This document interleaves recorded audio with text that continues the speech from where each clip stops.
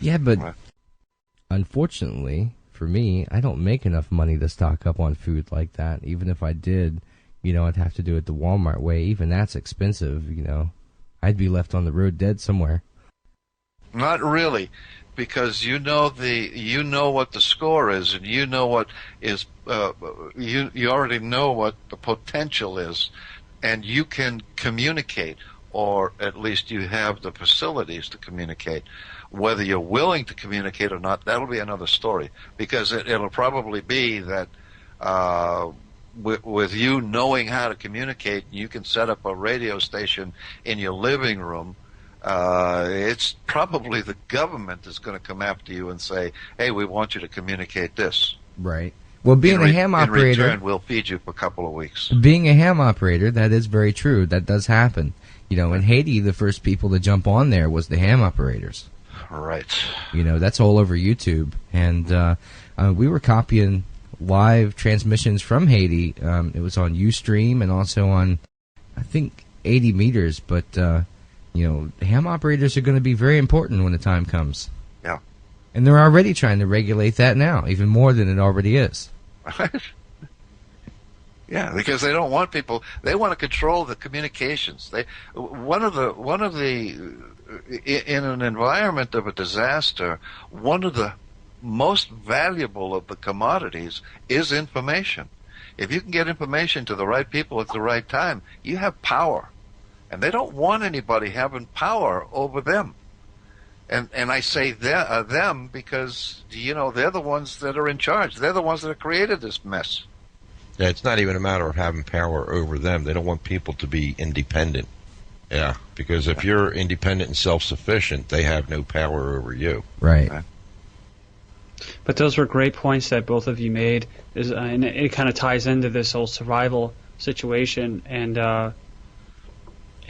Mike's question as far as what does he do as a single person, and that is part of the preparation, right? Is just building networks, talking to people, whether it's your family, if you're a part of a church, and going online is probably the best part or best way of doing that, to finding those people and talking to them, meeting up at the bookstore, the library, and get you a little room.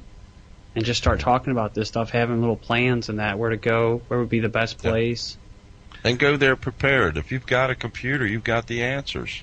Exactly. Print out some information from some of the websites that are telling you like it is.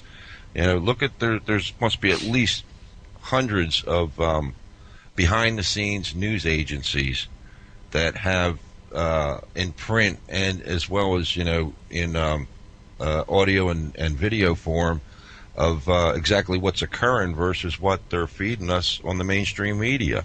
Gather that information, make tapes or CDs or whatever, and take it to these meetings. Let me break in here and tell this guy, if he's still listening, if you're thinking about the worst case scenario, you've already taken the first step by listening to something like this. This is not a guarantee that this is going to happen.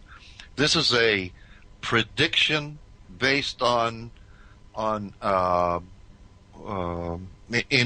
informed guess is what this is. It's what they've been preparing us for since the World War II, actually, and it's going to come about. So you've already taken the first step. The next step you want to do is tell everybody who you're listening to and get them to listen too.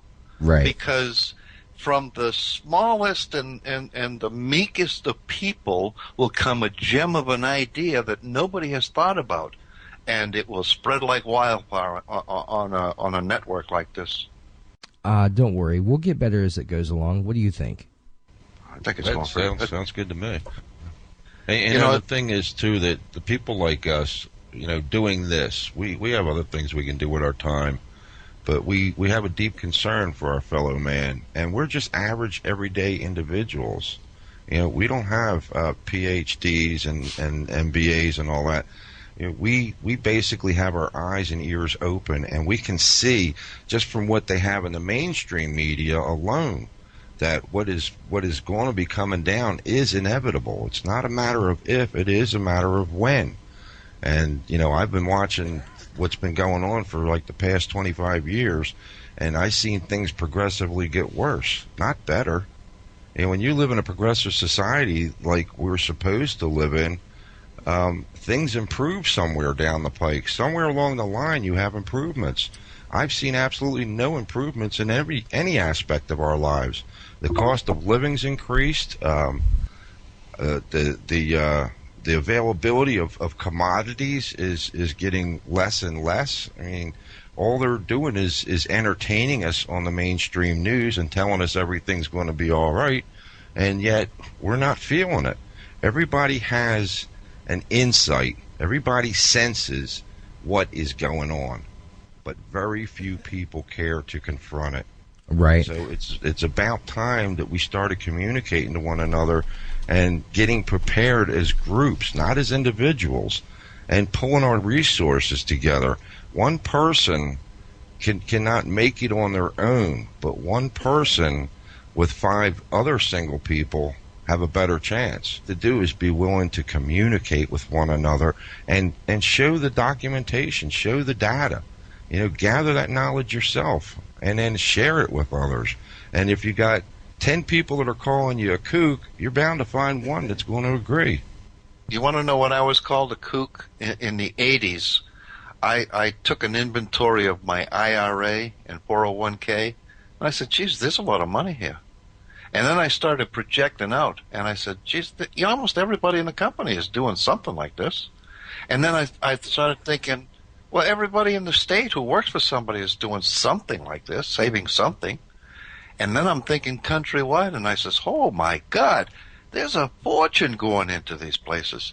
Then I'm thinking, oh, man, if I were a good thief, I could steal it all with the swipe of a pen. And son of a gun, 2008, what happened? The banks went wild, started printing money, get rid of it. This is the largest bank heist in history. These people stole everything we have. Mm-hmm. By the time we turn around and start cashing in our 401ks and IRAs, it's not going to be worth anything. Yeah, exactly. All right. We have a question from Justin in Kansas who writes in, when everything goes to hell and the people can't pay property taxes on their homes, will the banks try to kick everyone out of their homes? Not the banks, but the government will confiscate your property in a heartbeat. So you got to remember, this is what this is all about. They want to own everything, hold on. Including us. Hold on. Darko, we have an echo. Okay, thanks. Sorry about that. Go ahead. Yeah, we still have the echo? A little bit, yeah. So, property taxes, that's, again, something that you should make a sound judgment on. Do you pay your property taxes and stay at the property you're on as long as possible, or do you collectively form a group where people come together on one property and everybody collectively puts it together to appease the government so they don't take the land away? Like I said, no man is an island. You're not going to survive it on your own. So the best thing to do is to start forming alliances. Start educating other people and getting them interested, and come to some kind of decision on where you are all going to basically place yourselves. Actually, I anticipated this a couple of years ago. Well, not a couple of years ago, about a decade ago.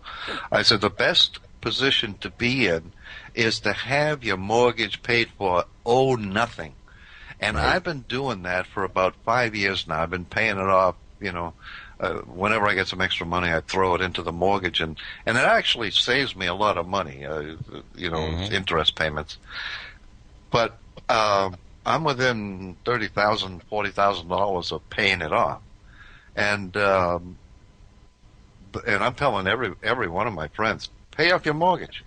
As soon as you pay off your mortgage, you don't owe anybody any money unless it's for taxes, and they can fluctuate, but they can't take money where there is none. Well, so, yeah, they can take a property, though. Yeah, they can take the property, but they can't raise the. I mean, if you're paying $1,000 in property tax one month, they can't raise it to $30,000 the next month because they need the money. No, they can't do it month to month, but they can do it. It's like I watch my property taxes here. Okay, when I got this